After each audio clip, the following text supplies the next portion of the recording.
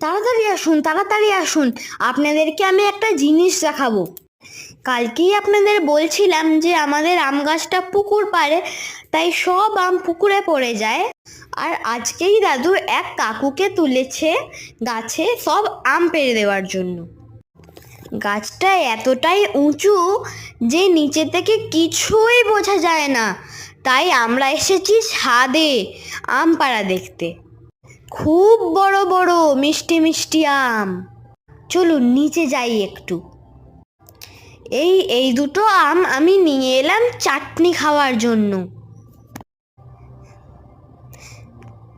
দাদু সবে কিছুটা আম বাড়িতে রেখে গেল, তাই দেখুন কত। আর আমগুলো কত বড় বড় দেখেছেন, মায়ের হাতেই ধরছে না। এই আমগুলো একটুখানি পাকলেই লাল লাল রং হয়ে যায়। আমি এখন শুধু আম খাবো।